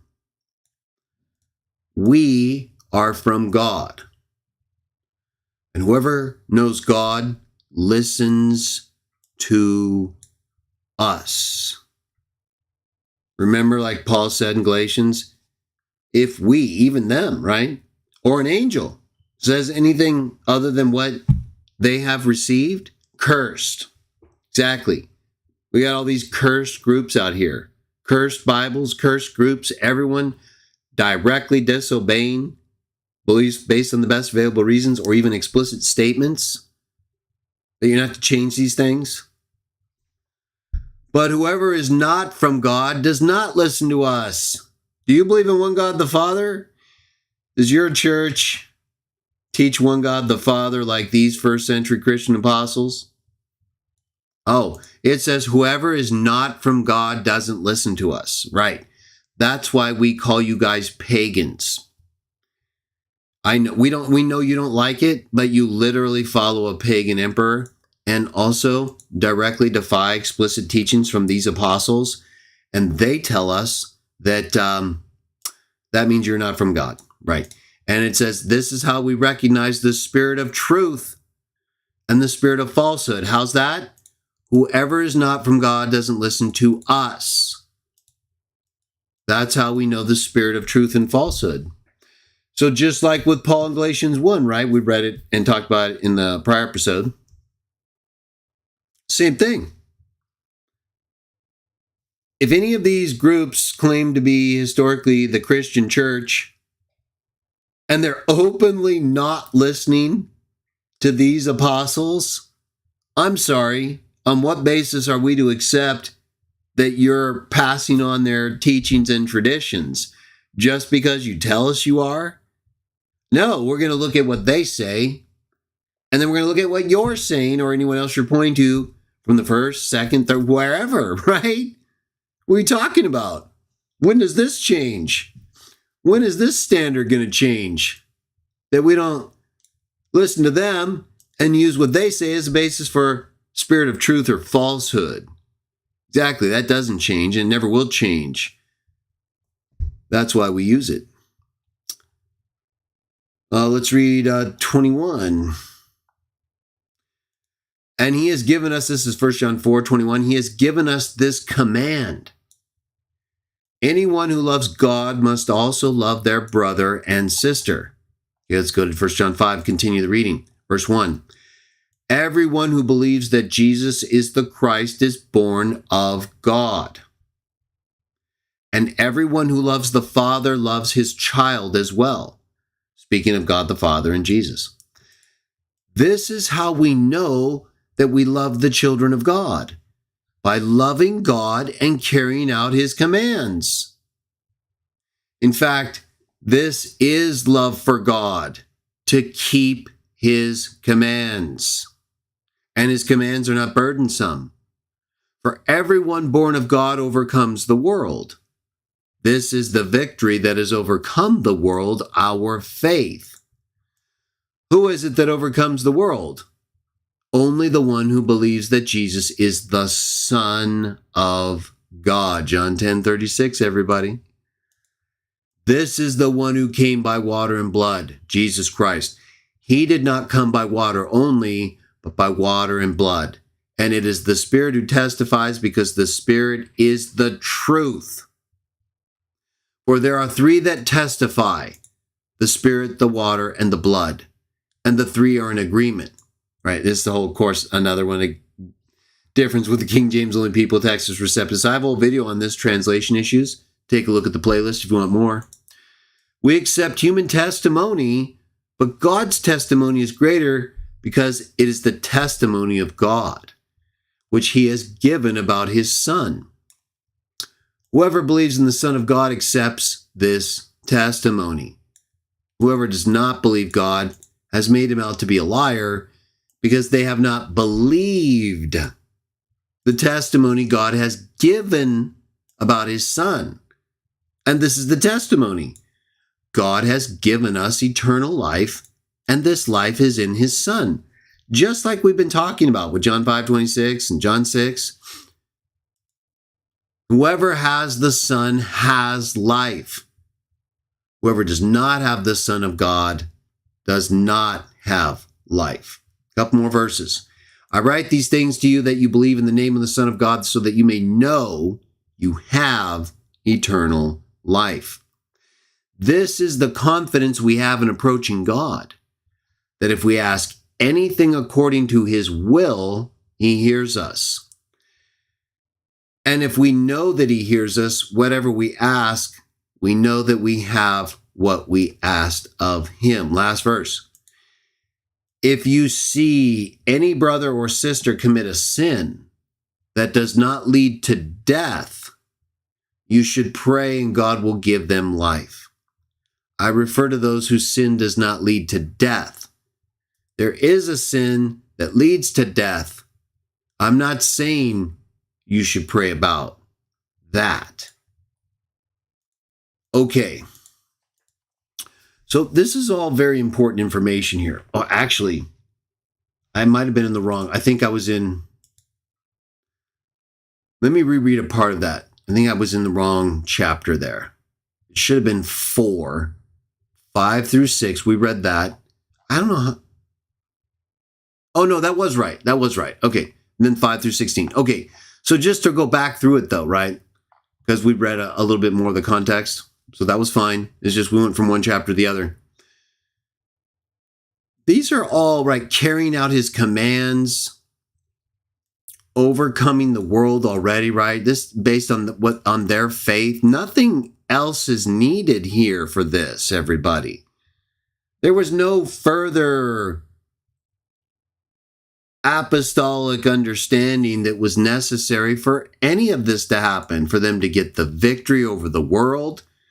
Sounds like Constantine changed all that, right? Conquering the sign of the cross.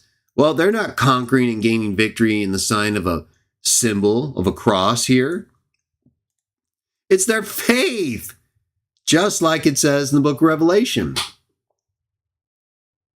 Faith in the blood of the Lamb, not the sign of the cross. Another lie and change by the pagan dragon emperor. Spirit is the truth. We accept human testimony, but God's testimony is greater, right? So we put higher authority in people that we believe in these biblical texts are speaking directly for God, like Jesus or even these inspired apostles, right? Because we have already validated the totality of the history of the text that pertain to even before Christianity, going all the way back to the even pre-Hebrews in Egypt days, right? Based on records from other cultures and events that validate and supplement and even informed the early biblical records from from what Moses learned both in Egypt and after from the angel of the Lord. So that's where all the knowledge of the ancient world was deposited after the flood and maintained in large part. So human testimony is very important. And once we're able to validate based on human testimony and objective evidence that verifies or contradicts it, if it validates words that are alleged to be from God, well, that's more significant. That's why as Christians or people who believe in other texts, whether they accept them based on the best available reasons or not is another question. But we use human testimony and objective facts and available evidence to validate what we then put faith in as not only in part human testimony, but the word of God, spoken through these people or recorded by them as they heard from others. That together with everything else gives us the confidence that we can believe in these things. Right? So it's a lot about testimony, records from history. Okay. So I just wanted to validate a lot of that, the human testimony part, but still giving testimony that we validate in these ways that's attributed to God, a higher standing, right? We see some of the things, for example, through Jesus in a different light, but it's still validated first by our approach consistent with everything else. It reaches a point like with miracles where obviously we can't believe Jesus descended from heaven, right?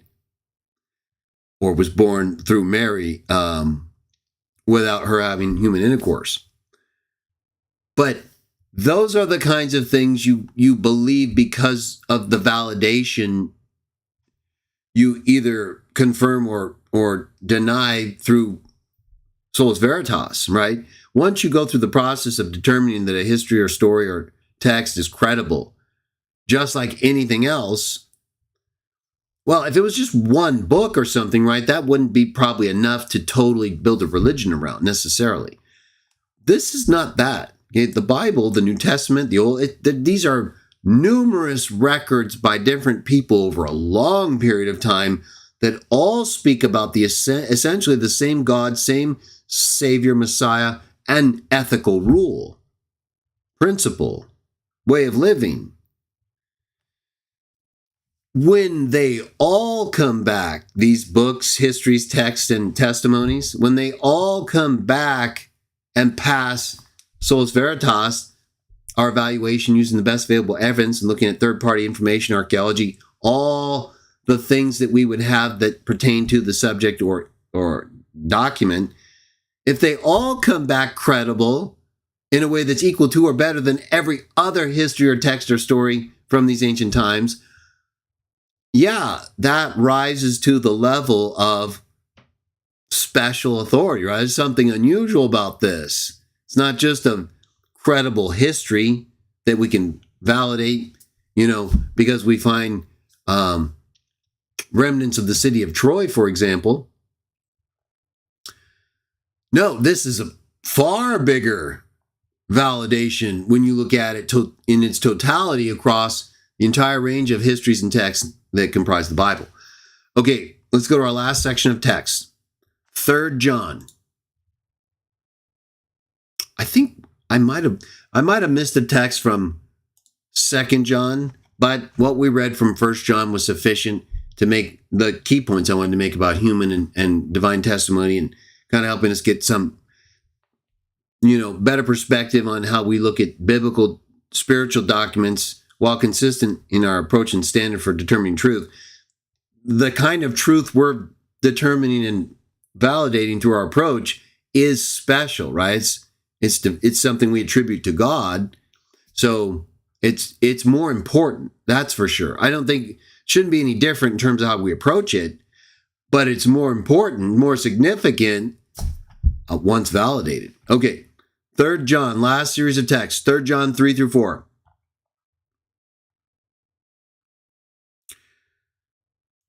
It gave me great joy when some believers came and testified about your faithfulness to the truth,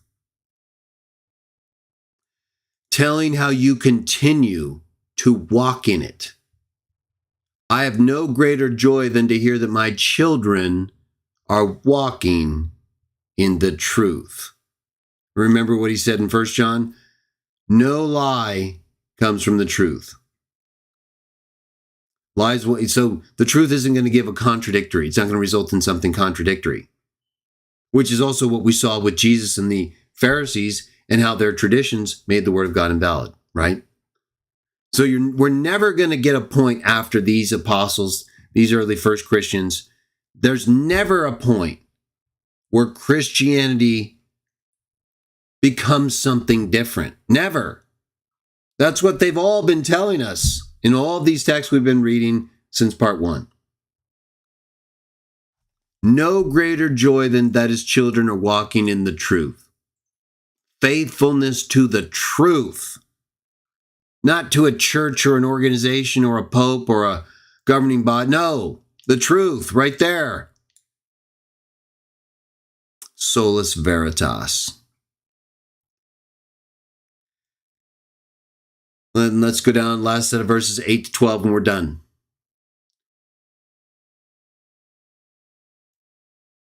Let's start in 7. It was for the sake of the name that they went out, receiving no help from the pagans.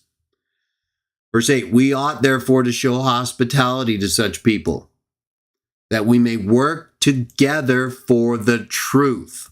Does it sound like truth was a big deal to John? Of course, he took what Jesus said in John 14 pretty seriously, obviously.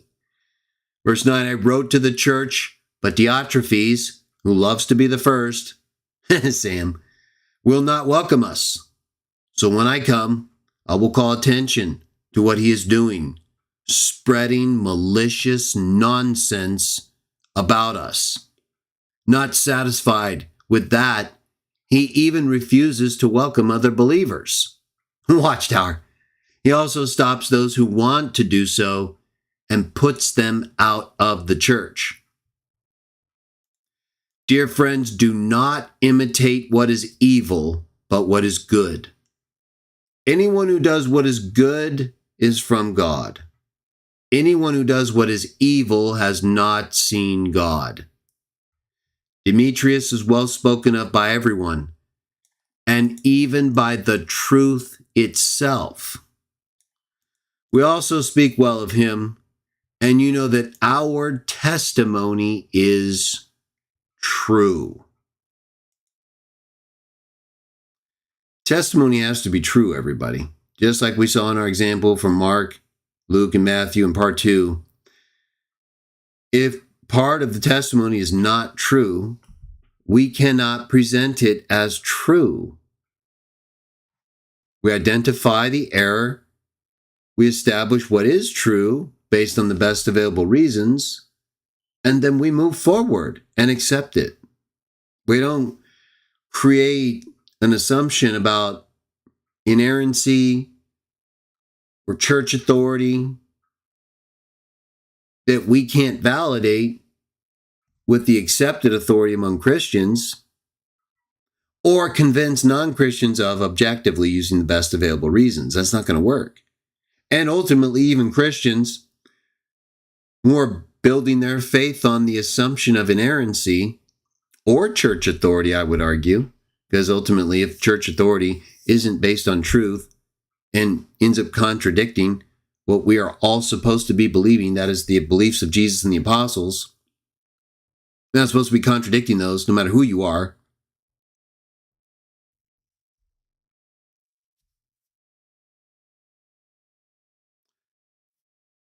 Everything people are using to determine what they should do should be based on the ultimate accepted authority among these groups, which is the Bible. And while there may be differences among some of the books, where there isn't, and in large part there isn't, we should be able to establish what is true without having to rely on things that come about later that contradict what their testimony is, that they used to conquer the world with, and they didn't have any beastly authority or power when they did it. Everything changed with Constantine and began changing even during the first century, as they tell us, right? Even right here. Talking about people like Diotrephes, right? So even during the time of the first apostles, the idea that we wouldn't see evidence and have to deal with people all throughout the history from these times where people are changing what they were telling them is the truth and what they're supposed to be believing, and what nothing makes him more happy than they're following the commands that they all learned about. Paul says, you change anything if we being apostles, remember, we read part 2, Galatians 1, we, the apostles, or an angel, tell you anything different? No. Can't be different. You claim to be historically related to these apostles. You claim to be the caretakers of the truth from Jesus in the New Testament. It better be exactly what we read in Jesus and in the New Testament then.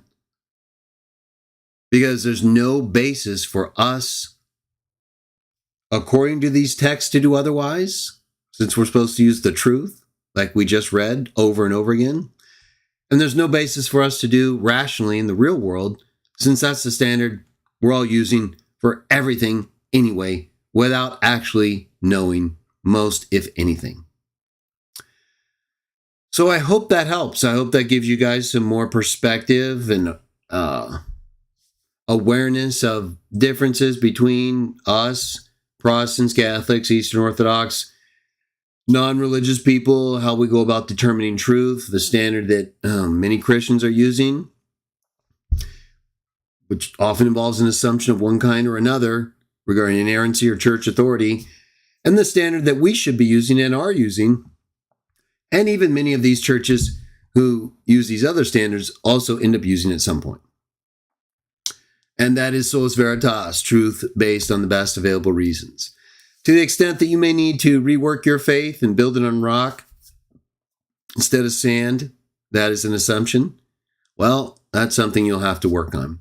the extent you think you may need to talk to other people whose faith is based on an assumption they can't prove, but that they seem to be functional as a Christian anyway, that's something you'll have to resolve, pray about, and deal with.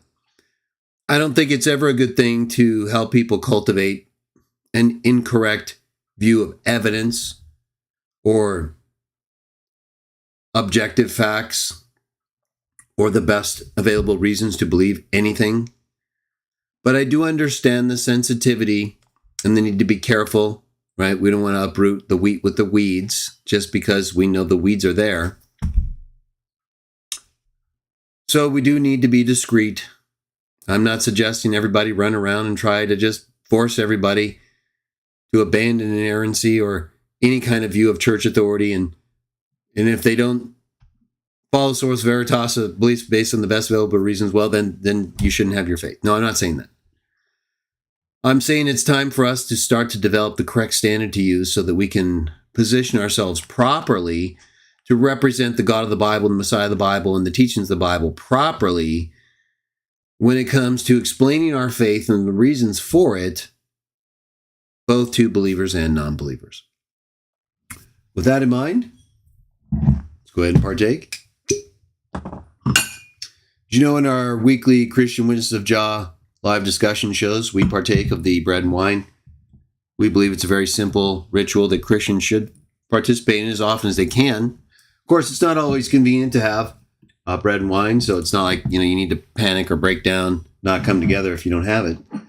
But if you're able to plan for it, right? We know groups like Watchtower and others, it's hard for them because they don't believe they are to partake in the ways that all Christians are to partake. So we understand, though, it takes a little time. We're here for you, though. So keep trying, keep doing your best.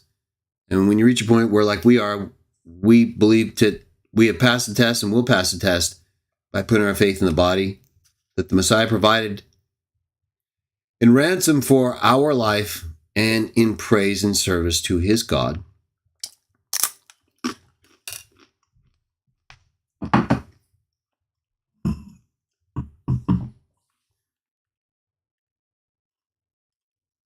And we similarly partake of his blood through the wine. It represents the sacrifice that he provided on behalf in terms of the experience that he went through, the life he gave, the blood he poured out, that validated that sacrifice as perfect, sinless, and spotless, like Revelation 5 teaches, proving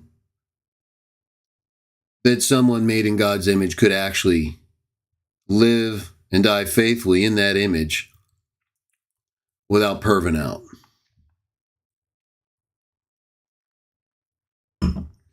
And without following the dragon in his perv out. So we absolutely proclaim our faith. That's what that ritual is. That's our way of proclaiming to each other and to the world our belief in the coming of the Messiah, the coming again, the return, to restore things the way they should be, and to judge all those living and dead. And to let everyone know that we follow him all the way, no matter what anyone says. Because those who do so never die at all, but like him have eternal life. So with that, I want to thank you all. Let me just see real quickly how you guys did here. Looks like everyone came out good, all pumped up, positive, happy. So once again, I won't be here next Thursday or Saturday. 1 week off for sure. Probably I'll be back the following Thursday. So not next, but the one after that. Resume our cremation of Sam and his craziness, right? Oh, Sam. Oh, Sam, why? Why, Sam? Well, we know why, right? We still hold out hope, Sam, or all of them. But we have to do what we have to do until then. Can't be weak, right? Can't give in to the dragon just because we think Sam's funny sometimes. He's far more abusive and offensive than he is funny, so it's not that hard. Either way, I hope you all have a wonderful rest of your weekend. Make sure you take every advantage to help people wherever you can. Don't announce it like a hypocrite. Just know that the Father's watching you. He's very happy when he sees you do that and don't announce it. And he's going to reward you according to what you did. Try to help people wherever you can without being overly preachy. Remember, you don't always have to quote a text to get people to believe. Show them how to live. Show them your joy in doing the things that you believe, and then they'll see that and ask you about how you live. So until then, may you all live wonderfully. Praise Jah all the time that you can. And I will be back with you again soon, Jah willing, in Jesus' name.